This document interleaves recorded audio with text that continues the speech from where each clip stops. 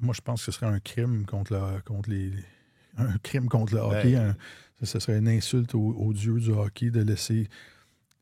Si on se met à échanger des vétérans, que Crosby reste là, ça veut dire que on aurait assisté au dernier match de Sidney Crosby en séries éliminatoires dans la Ligue nationale. Ouais.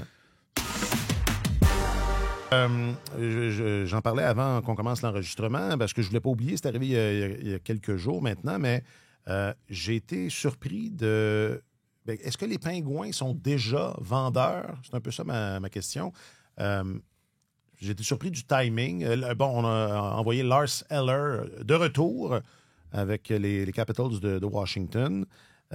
Pourquoi? C'est un choix de 2... Un choix de 3e ronde et un choix de 5e ronde. Ouais.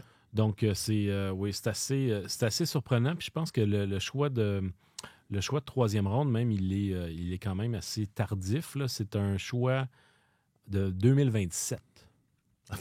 Alors, c'est pas pour demain. Où en seront les Pingouins en 2027? Mais c'est ça qui le rend intéressant, par exemple. OK. Mais là, c'est un choix de 5e ronde.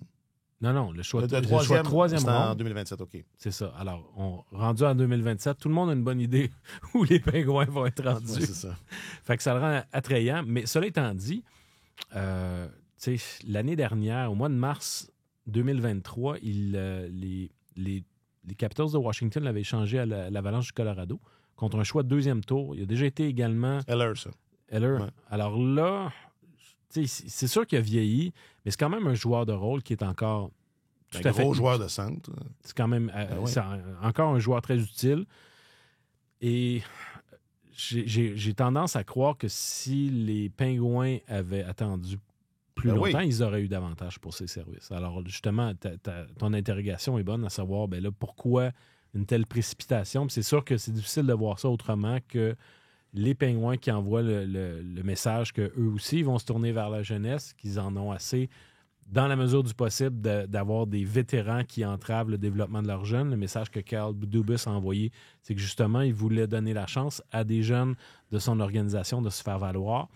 Mais en termes de gestion des actifs, moi, je me serais attendu à ce que l'Arcelor puisse rapporter davantage aux Pingouins. Moi, là, que ça passionne, là, l'accumulation de choix. Là. Même moi, je me suis dit ça, il me semble, attends, au mois de mars, ça va... Et j'ai trouvé ça intéressant que dans le communiqué annonçant la transaction, les Pingouins insèrent 3 tableaux disant voici combien on a maintenant de choix en 2025, en 2026, en 2027. Ils ont déjà 29 choix d'accumuler et sans doute, il y en a d'autres qui vont s'ajouter à ça, là. Alors que c'est une équipe qui avait eu, je pense, 3 choix de premier tour dans les 10 années, dans les 10 dernières années. Ils avaient multiplié les transactions pour essayer de s'améliorer en série, puis pour essayer de regarnir leur alignement. Donc, 14 choix dans les 3 premiers tours au cours des 3 prochaines années. Puis, je pense que les vannes vont s'ouvrir, là. Il va falloir qu'ils laissent partir des joueurs, mais ils sont un peu dans une camisole de force. Là. Tu regardes ça... Malkin a 38 ans, Crosby a 37, Le Temps a 37 ans, Carlson a 34 ans, Acciari a 32 ans, Brian Rust 32 ans, Kevin Hayes 32 ans. Non, mais si tu veux dégager une marge de manœuvre, là, ce sont tous des contrats qui sont assez difficiles à déplacer. Là. Le défenseur Marcus Pettersson, par exemple, va leur rapporter un beau pactole à la date limite des transactions. C'est un gars qui va être en demande. Très en demande, ouais. Est-ce que c'est un droitier? Malheureusement, c'est un gaucher.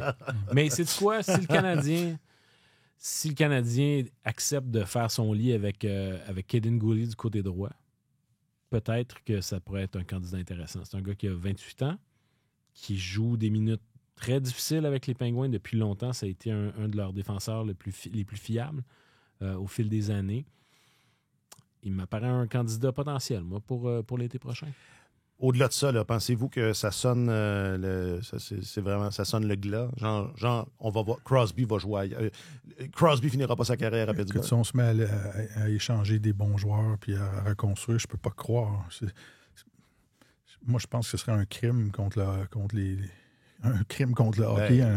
Ce serait une insulte aux dieux du hockey de laisser... Si on se met à échanger des vétérans, que Crosby reste là, ça veut dire que on aurait assisté au dernier match de Sidney Crosby en séries éliminatoires dans la Ligue nationale. Ouais. Ce qui est très difficile à comprendre et à envisager. Et qu'un joueur aussi compétitif que ça accepte une situation comme celle-là. À un moment donné, je comprends qu'il est très attaché à l'organisation puis que c'est très prestigieux de passer toute sa carrière dans la même organisation, mais il y a aussi ta carrière personnelle, je pense, qui compte, qui donne un sens à la carrière d'un compétiteur comme ça, c'est de connaître du succès. Et, à un moment donné, quand l'équipe est rendue à cette phase inévitable-là, pourquoi s'obstiner? Fait que j'ai hâte de voir. Il a certainement évalué ou pondéré cette possibilité-là avant de signer sa prolongation de contrat. Moi, je pense que son contrat le rend très échangeable, je trouve. Oui, mais ça demeure quand même que sa volonté d'être à Pittsburgh pour y rester, il devait bien savoir aussi que les Pingouins s'en allaient dans cette direction-là. Je veux dire, c'est... Non, mais peut-être qu'on s'est dit, on essaye. Puis là, ils ont essayé. Puis ils ont déjà... C'est ça aussi, je parlais de timing. Écoute, ils ont peut-être déjà décidé que c'était fini.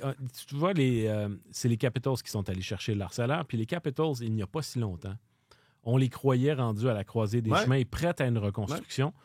Puis la direction s'est assez bien sortie d'impasse. Parce qu'ils avaient, eux aussi, une équipe vieillissante. Puis c'est sûr que, là, ils ont gardé les services d'Ovechkin, mais, Backstrom s'est blessé, TJ Oshie s'est blessé, mais ils ont fait plusieurs transactions qui, finalement, dans certains cas, ils n'allaient pas participer aux séries éliminatoires, puis à la date limite des transactions, ils ont été acheteurs. Ouais. Puis finalement, ils ont opéré, dans l'espace d'1 an et demi, une intéressante... reconstruction en... tu sais, là, ce que Marc Bergevin... Sur le fly. Ouais. Alors, je veux pas non plus complètement mettre de côté la possibilité que les Pingouins tentent quelque chose de ce genre-là. OK. Oui, parce que ça expliquerait, ou enfin, ça donnerait... tout ça deviendrait plus compréhensible. Ouais. Disons ça comme ça, par rapport au... Enfin, l'avenir de Sidney Crosby. Un sujet. Et le nombre de buts que marquera Cole Caulfield. C'est les deux sujets qui vont, à chaque semaine, qui vont nous intéresser.